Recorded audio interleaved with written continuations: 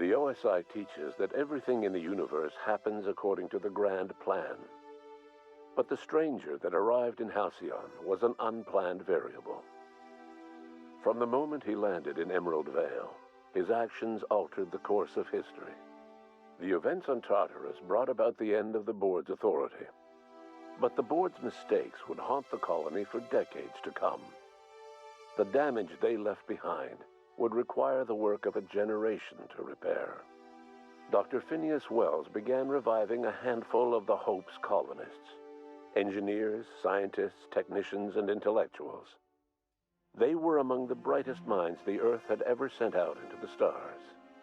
The Hope scientists and engineers woke up in a colony descending headlong into total collapse. With no way to return to Earth, they had no choice but to band together and devote themselves to the cause of saving Halcyon. The people of Halcyon were nothing if not hardy. In the absence of the board's authority, many of the colony's settlements banded together with a single purpose in mind: survival.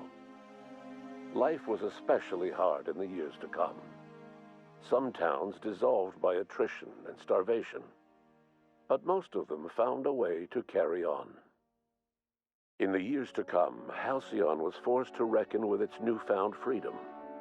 The board was gone, and for better or worse, the colony was responsible for its own destiny. Between MSI's worker-centric policies and the iconoclast's manpower, Sanjar and Zora were able to rally many of the Terra 2 townships to their cause. MSI's workforce swelled, and the iconoclasts enjoyed a significant surge in their ranks. The board was too distracted by infighting and internal politics to stop MSI from becoming a powerful corporation and a refuge for townships that might have fallen through the cracks. Consumed by paranoia, Lilia Hagen took Sublight Salvage in a controversial direction, openly accusing board officials of an extraterrestrial conspiracy.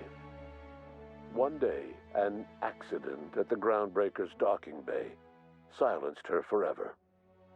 Time would tell if her replacement could keep the Sublight family together. Adelaide McDevitt replaced Reed Thompson as the leader of Edgewater. She and her followers transformed Edgewater in their image. Anyone loyal to Reed was pressured into leaving town, and those who stayed behind adapted to her way of life. Adelaide transformed the old cannery into a new garden. The nearby Edgewater Cemetery provided a convenient source of fertilizer. Under the leadership of Junlei Tennyson, the Groundbreaker held firm against corporate influence. The ship's mechanical stability gave Junlei the time to educate a promising generation of engineers schooled in her family's traditions. The future of the Groundbreaker looks promising. The rediscovery of the Hope and the abandonment of the lifetime employment program forced Byzantium to come to terms with some uncomfortable realities about the state of Halcyon. While Byzantines were reluctant to surrender the luxuries they'd grown accustomed to, the board's diminished authority gave them little choice in the matter. Nearly everyone had to learn to make do with less. Some even had to get jobs. It was a dark time indeed. Even the Gorgon asteroid, though a distant enigma to most of Halcyon, felt the aftershocks of your actions. Olivia and Minnie Ambrose worked together to cure the marauders Adrena Time had created. Through their partnership as scientist and administrator, they discovered the harmony that had eluded them as mother and daughter. And through years of patience and effort, they discovered a means to wean Halcyon from the scourge of Adrena Time. Their work eventually allowed Wells and his scientists to treat many of Halcyon's marauders.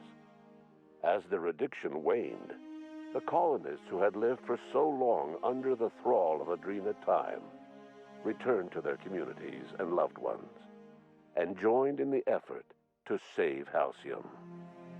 In spite of everything, the Gorgon asteroid remained a sobering reminder of the potential for progress and disaster in humanity's most ambitious efforts. The Rizzo's company in Halcyon dissolved after the collapse of the board. Needless to say, the launch of Spectrum Brown was indefinitely delayed. A stockpile of Spectrum Brown remains buried deep beneath the ruins of the old distillery, abandoned to time and attrition.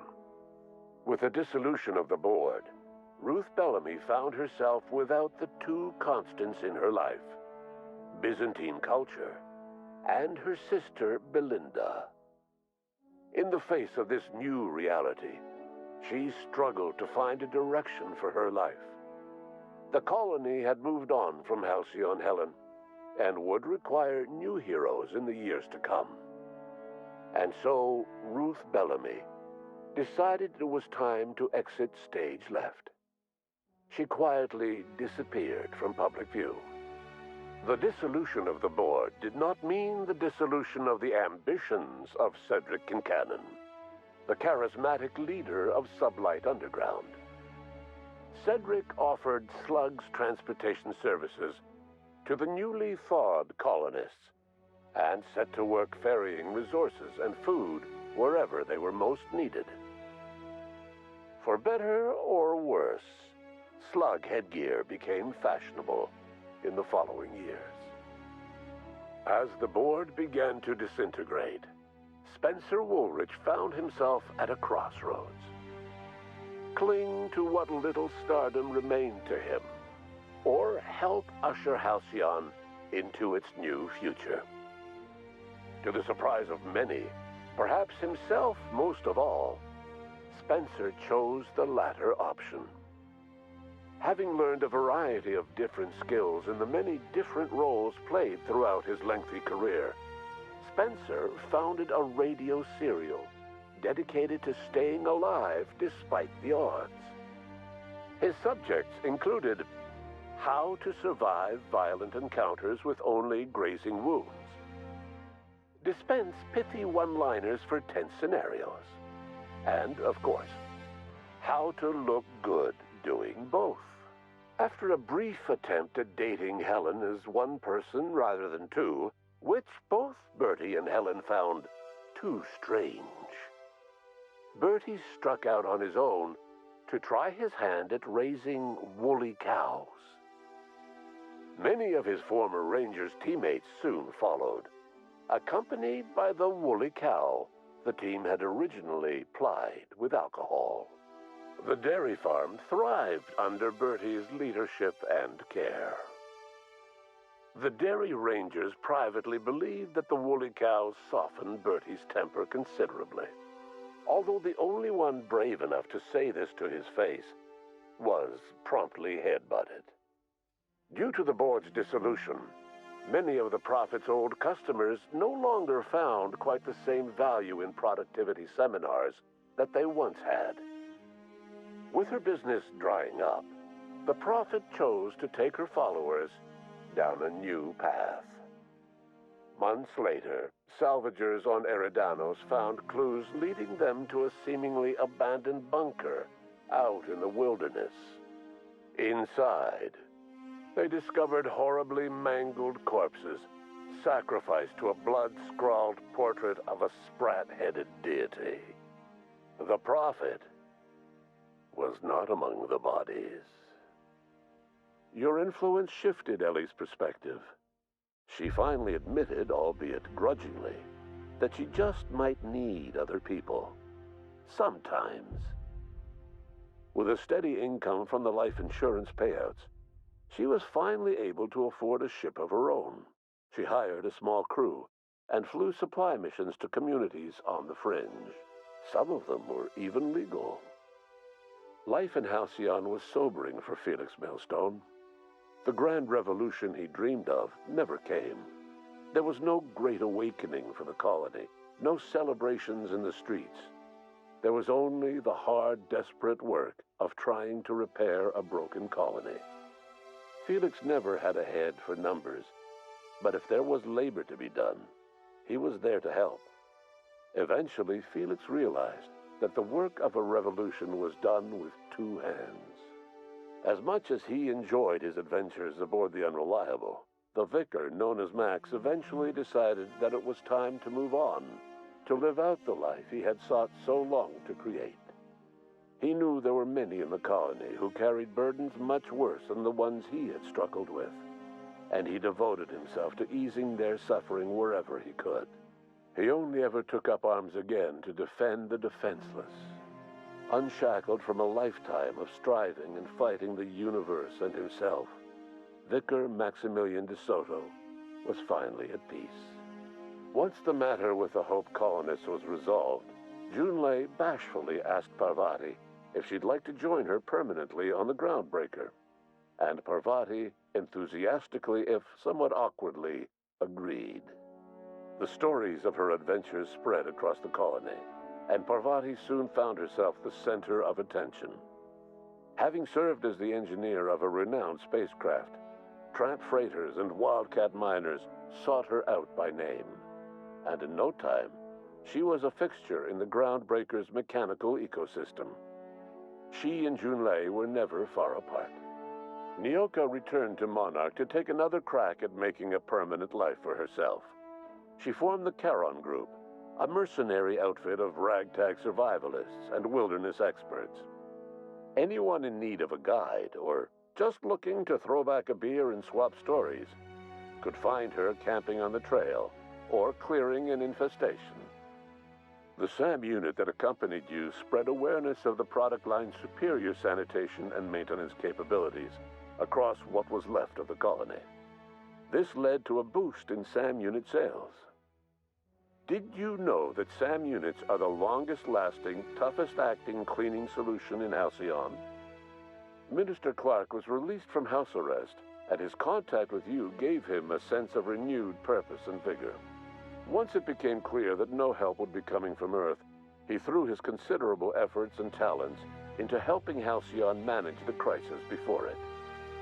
As for Dr. Phineas Wells, he spent his remaining years in his orbital lab. He eventually came to terms with his own past and was able to forgive the mistakes of his younger self by devoting his remaining years to serving the colony. In the end, Dr. Wells was able to save every scientist and engineer aboard the Hope. Over the next decade, nearly all of the Hope's remaining colonists were successfully revived. Halcyon saw a period of rapid technological and scientific advancement. Breakthroughs in dietary supplements saved the colony from starvation. Geoengineering projects and social reforms began to change the structure and character of the colony. Dr. Wells laid the groundwork for the project to save the colony, but he would never live to see the fruits of his labor. He passed away a few years later. His work was carried on by the scientists and engineers he revived. Today, Halcyon has stabilized. The people of the colony work hard to adapt to their new circumstances. Nearby colonies send aid and supplies. Life will never be easy in Halcyon, but for the first time in its history, there exists a sense of real, genuine hope about the future. And what about you, the unplanned variable in the history of Halcyon? You brought an end to the chaos on Tartarus, and left Dr. Wells to save Halcyon on his own. You had more pressing matters to attend to. As you tasted your first scoop of Rizzo's partially emulsified, semi-frozen milk-like dessert, you realized something. All your troubles, all your adventures, all your struggles and choices, they had all led to this single moment. And it was all worth it. No one knows what's happened to Earth, and no one knows what the future has in store for Halcyon. All we know for certain is this: the name of the Unreliable and that of its intrepid captain will remain the subject of countless stories for years to come.